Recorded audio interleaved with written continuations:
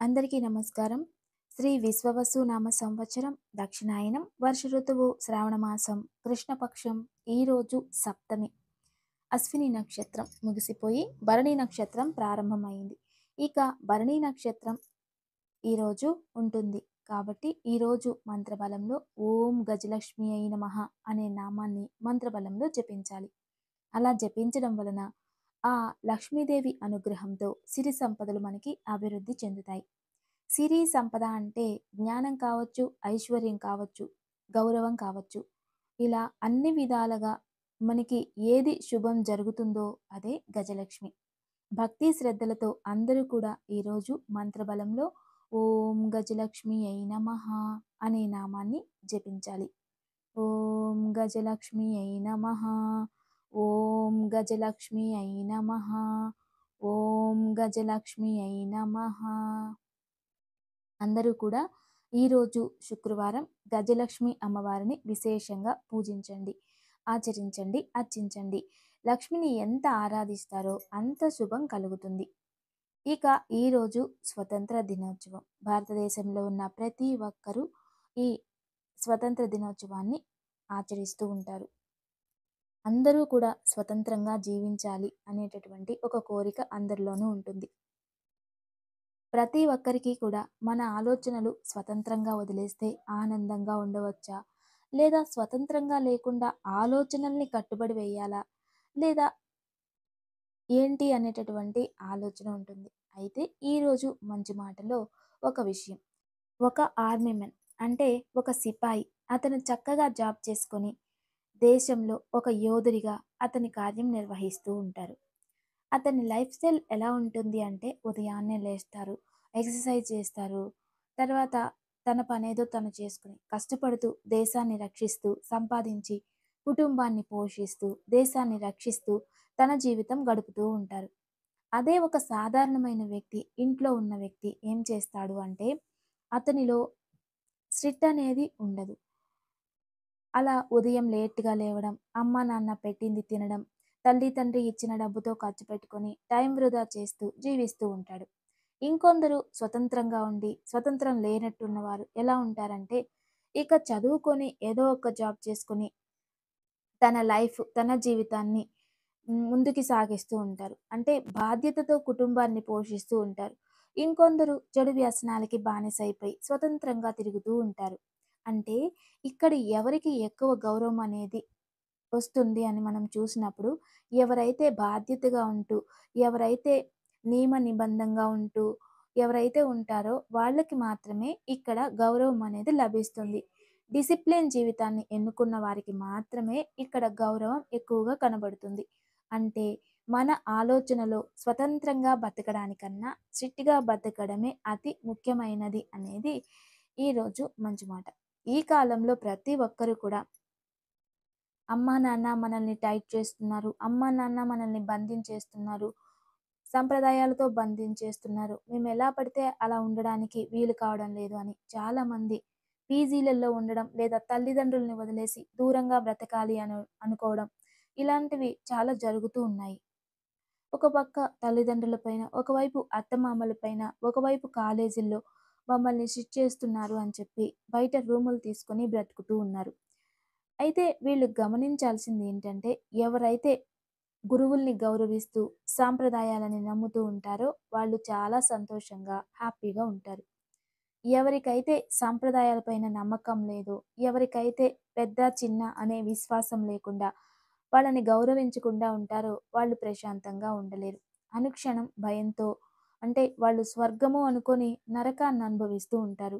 అది వాళ్ళ స్వతంత్రం. అందుకే అన్నింటినీ గౌరవిస్తూ, అన్నింటినీ స్వీకరిస్తూ ప్రకృతికి అనుసంధానమైన మంచి జీవితమే స్వతంత్ర జీవితం. ఒక ఉదాహరణకి ఒక వీధిలో ఒక కుక్క ఉంటుంది. మనం ఒక బిస్కెట్ తీసుకొని ఆ కుక్కకి ఇలా చూపిస్తాం. అదేం చేస్తుంది? ఆ బిస్కెట్ చూడగానే మన దగ్గరికి వస్తుంది. తోకల్లాడిస్తూ వస్తుంది. ఆ బిస్కెట్‌ని మనం ఇవ్వగానే అది తింటుంది. తర్వాత మన వెనకే అది తిరుగుతూ ఉంటుంది. అంటే మనం ఎలా వెళ్తామో అది కూడా అలా తిరుగుతూ ఉంటుంది. ఒక రాయి తీసుకొని ఇలా కొట్టి లోపలికి వెళ్ళిపో అంటే అది వెళ్ళిపోతుంది అంతే. దాని పని అయిపోయింది. అదే ఒక మిలిటరీ, ఆర్మీ ట్రైన్ చేసిన ఒక డాగ్ ఉంటుందనుకోండి. దానికి మీరు వెళ్లి బిస్కెట్ పెట్టండి, అది ముట్టదు. మీరు దాన్ని ఎంతో ముద్దు చేయండి, అది ముట్టదు. దాని యజమాని అంటే అతను ఏం చెప్తే అదే చేస్తుంది కానీ, వేరే ఇతరులు ఏం చెప్పినా అది లొంగదు. ఈ కాలంలో చాలామంది ఆడపిల్లలు కావచ్చు, మగపిల్లలు కావచ్చు, వాళ్ళకి ఎవరైనా దగ్గర తీసుకొని వాళ్ళని మోసం చేయడం, వాళ్ళతో అసభ్యంగా నడుచుకోవడం ఎందుకు చేస్తున్నారు అంటే, వాళ్ళు కరెక్ట్‌గా అమ్మా, నాన్న దగ్గర ట్రైన్ అవ్వట్లేదు కాబట్టి. ఎవరైతే అమ్మా, నాన్న పిల్లల్ని కరెక్ట్‌గా ట్రైన్ చేసి ఉంటారో, వాళ్ళు ఇతరులకి లొంగరు. వాళ్ళ జీవితం ఎలా సాగాలో అలాగే సాగుతూ ఉంటుంది. చాలా గొప్పగా ఉంటుంది. దానికే గౌరవిస్తారు. స్వతంత్రంగా ఉండాలనే వాళ్ళకి ఎప్పుడూ ఎక్కడ గౌరవం ఉండదు. అలాగే స్వతంత్రంగా బతకాలి అనుకునే మైండ్ స్టేటస్ ఉన్న ఆడపిల్లలు కావచ్చు, మగపిల్లలు కావచ్చు, వాళ్ళ జీవితం ఏదో ఒక రోజు పాడు చేసుకుంటారు. ఎప్పుడైతే ట్రైన్డ్‌గా ఉంటారో, ఎప్పుడైతే తల్లిదండ్రులని గౌరవిస్తారో, సాంప్రదాయంగా ఉంటారో, వాళ్ళు ఎప్పుడూ కూడా గౌరవంగా బతుకుతారు. మంచి పనుల్ని ఎన్నుకుంటారు. మంచి ఉద్దేశాల కోసమే బ్రతుకుతారు. అందుకే తల్లి, తండ్రి ఇచ్చే టైం మనకి కావాలి. అందుకే మన మనసుని స్వతంత్రంగా ఎప్పుడూ వదలకూడదు. దాన్ని సాంప్రదాయంగా, గౌరవంగా, భయంతో, భక్తితో, ప్రేమతో దాన్ని కట్టడి చేయాలి. ఎప్పుడైతే మనం ప్రేమతో, భయంతో, భక్తితో, గౌరవంతో మనసుని అదుపులో ఉంచుకుంటామో, అప్పుడు మన జీవితం చాలా సంతోషంగా ఉంటుంది. ఎప్పుడైతే మనసుని ఇష్టం వచ్చినట్లు స్వతంత్రంగా వదిలేస్తామో, ఖచ్చితంగా వాళ్ళ జీవితం కల్మషాలతో నిండిపోతుంది. అంతేకాకుండా వాళ్ళ జీవితాలు ఇతరులకి బానిసత్వమై, అంటే వ్యసనాలకు కావచ్చు, స్నేహానికి కావచ్చు, ప్రేమకు కావచ్చు, ఏ విధానంగానైనా మోసం చేసే వాళ్ళకి అది ఆకర్షించి వాళ్ళ జీవితం నాశనమవుతుంది. కాబట్టి మనము స్వతంత్రంగా బ్రతకాలి. కానీ మన ఆలోచనల్ని, మన మనసుని స్వతంత్రంగా వదలకూడదు. వాటిని గెలిస్తేనే మన జీవితం గెలిచినట్టు. ఇతరుల మనసుని గెలవడం గొప్ప కాదు. నీ మనసుని నువ్వు గెలువు. నువ్వు జీవితంలో అనుకున్నది సాధిస్తావు. నీ ఏకాగ్రతని నువ్వు గెలువు. నీ జీవితంలో గొప్పవాడివవుతావు. మీ చంచల స్వభావాన్ని గెలువు. మీకు ఉన్నత మార్గం ఏర్పడుతుంది. అలా మీలో ఉన్న వాటిని తెలుసుకుని ఎప్పుడైతే మీరు గెలుస్తారో మీ జీవితం అద్భుతంగా, ప్రకాశవంతంగా అవుతుంది అనేదే ఈరోజు స్వాతంత్ర దినోత్సవంగా తెలుసుకున్న మంచి మాట. ఇక ఈరోజు తారాబలం. నిత్య నక్షత్రం భరణి నక్షత్రం కాబట్టి అశ్విని, మఘ, మూల నక్షత్రం వారికి సంపద తార. అత్యంత శుభకరమైన రోజు, ఉపయోగం చేసుకోండి. భరణి, పుబ్బ, పూర్వాషాఢ నక్షత్రం వారికి జన్మతార. ఈరోజు అయినంత వరకు జాగ్రత్త వహించండి.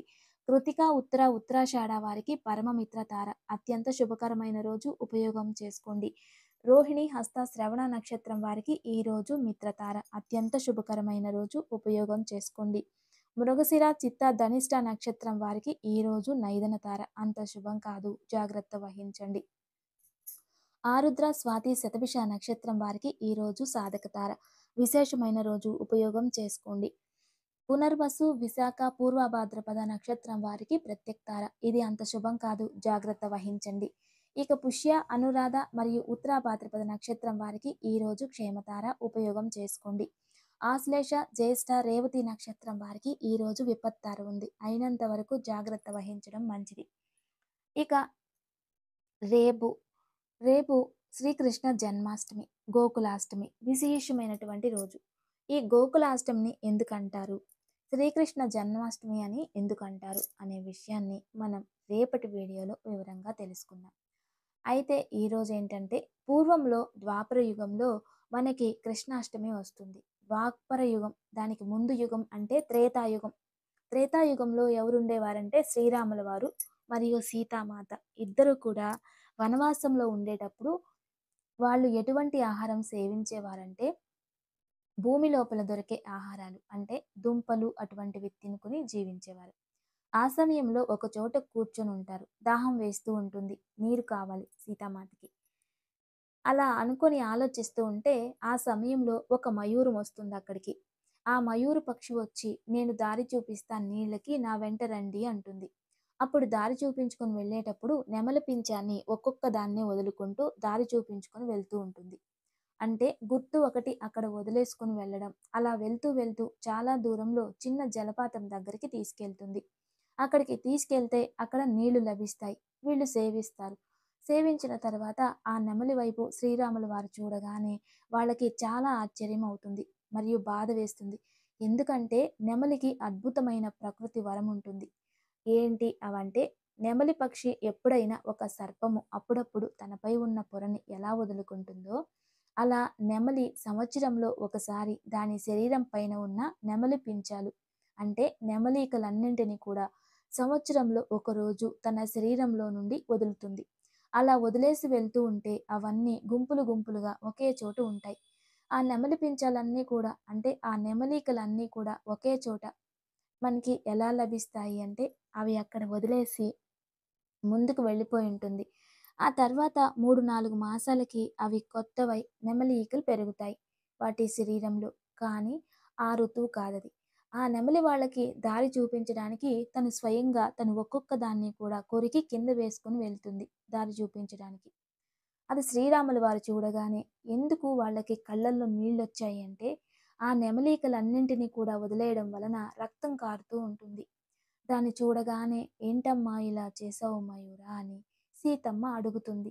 ఎందుకంటే సీతమ్మకు అద్భుతమైన వరదానం ఏంటంటే ప్రకృతితో మాట్లాడే శక్తి, ప్రకృతిని అర్థం చేసుకునే శక్తి సీతామాతకు ఉంటుంది.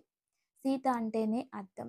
అదే సీతమ్మ తల్లి అనగానే ఆనంద బాష్పాలతో అది నెమలికలు లేకపోయినా ఇది నా భాగ్యం అనుకుంటున్నాను శ్రీరామచంద్ర, సీతామాత అనగానే అప్పుడు శ్రీరామచంద్రుల వారు నీకే వరం కావాలి కోరుకో అని అడిగితే, స్వామి నాకు ఎటువంటి వరము వద్దు అని తెలియజేస్తుంది.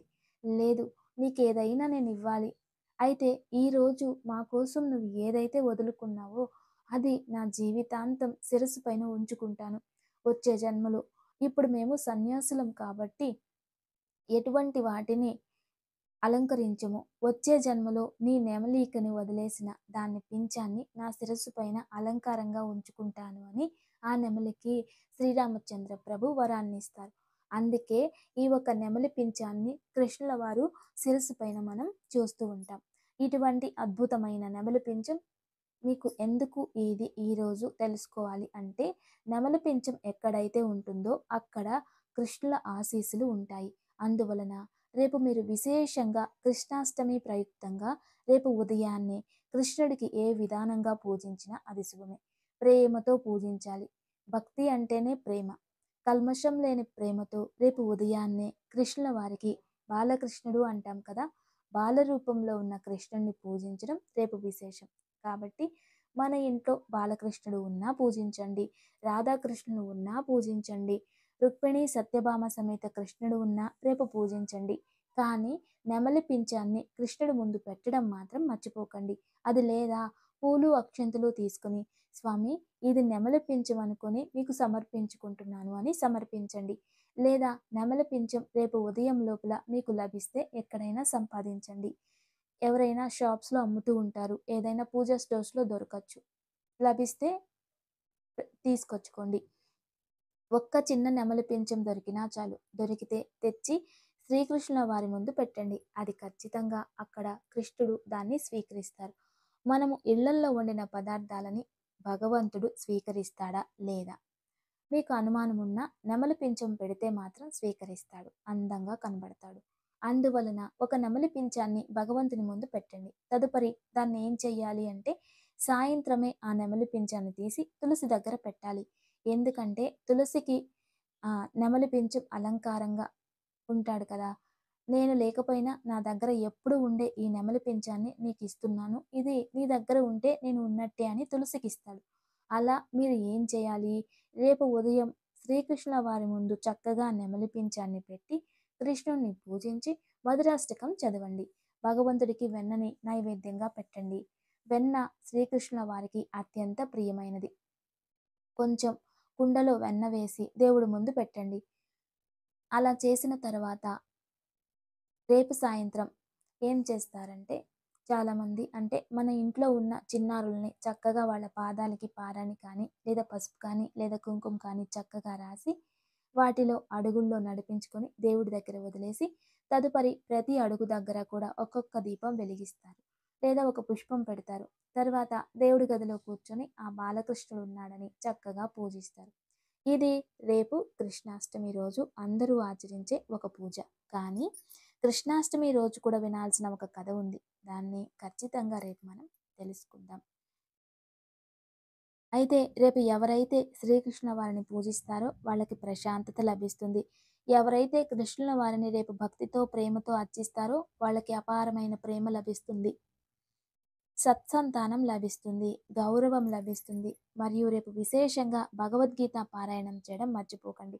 ఒక చిన్న శ్లోకమైన భగవద్గీత చదవండి. ఆ కృష్ణుల వారు ఎప్పుడు మీ వెంటే ఉంటారు. లేదా ఒక భగవద్గీత శ్లోకమైన కంఠోపాఠం చేసుకోండి. దాని వలన కృష్ణ అనుగ్రహం ఎప్పుడూ మీపై ఉంటుంది. ఇక ఈరోజు భరణి నక్షత్రం విశేషమైన రోజు. ఈ భరణి నక్షత్రం యమ నక్షత్రం అంటుంటాం. అంటే చాలా గండాంతరాలు ఇటువంటివి సంభవిస్తూ ఉంటాయి. ప్రకృతిలో భరణి నక్షత్రంలో ఉన్నప్పుడు అగ్ని అనాహుతులు, కొన్ని చోట్ల యాక్సిడెంట్స్ ఎక్కువ జరుగుతూ ఉంటాయి. రెగ్యులర్గా ఇంట్లో ప్రతి ఒక్కరికి కూడా ఏదైనా ఒక యాక్సిడెంట్ అయితే మళ్ళీ మళ్ళీ అవుతూ ఉంటుంది. ఎందుకంటే కొన్ని లగ్నాలలో ఎవరైనా చిన్న యాక్సిడెంట్ అయినా మళ్ళీ అవుతూనే ఉంటాయి, రిపీట్ అవుతూ ఉంటాయి అన్నమాట. అది కొన్ని పుష్కర ముహూర్తాలు అని ఉంటాయి, మళ్ళీ మళ్ళీ జరుగుతూ ఉంటాయి. దాంట్లో ఏది చెడు జరిగినా మంచి జరిగినా మళ్ళీ మంచి జరుగుతుంటుంది, లేదా చెడు జరుగుతుంటుంది. అలా ఈరోజు ఎవరైతే ఈ భరణి నక్షత్రయుక్త శుక్రవారం రోజు మృత్యుంజయ మంత్రం జపించిన, శివుడు ముందు బెల్లంపై నెయ్యి దీపం వెలిగించిన, లేదా విష్ణువు ముందు కాస్త ఉప్పు తీసుకొని దానిపైన ఒక నెయ్యి ఒత్తి తీసుకొని చిన్నగా ఇంత చిటికెడు గల్లుప్పు తీసుకోవాలి, ఒక ప్రమిదలో వేయాలి. నెయ్యిలో అద్దిన ఒత్తులు తీసి దానిపై పెట్టి దీపం వెలిగించి, స్వామి నాకు మృత్యు దోషాల నుండి విముక్తి చేయండి, అపమృత్యు నుండి విముక్తి చేయండి, విష్ణువు దగ్గర కోరుకున్న బెల్లంపై నెయ్యి దీపం వెలిగించి శివుడి ముందు కోరుకున్న ఇంట్లోనే ఆ ఒక మృత్యు దోషాలు తగ్గిపోతాయి. భవిష్యత్తులో మీరు ఏం చేయాలంటే ఆ మిగిలిన ఉప్పుని నీళ్లలో కలిపివేసి ఎక్కడైనా కొబ్బరి చెట్టుకు పోయాలి. బెల్లం అయితే దాన్ని గోవుకి తినిపించవచ్చు, లేదా దాన్ని కూడా నీళ్లలో కలిపి ఏ వృక్షానికైనా కూడా మీరు సమర్పించుకోవచ్చు. ఇలా చేస్తే అపమృత్యువులు మరియు గండాంతరాల నుండి విముక్తి లభిస్తుంది. నమస్తే. Thanks for watching.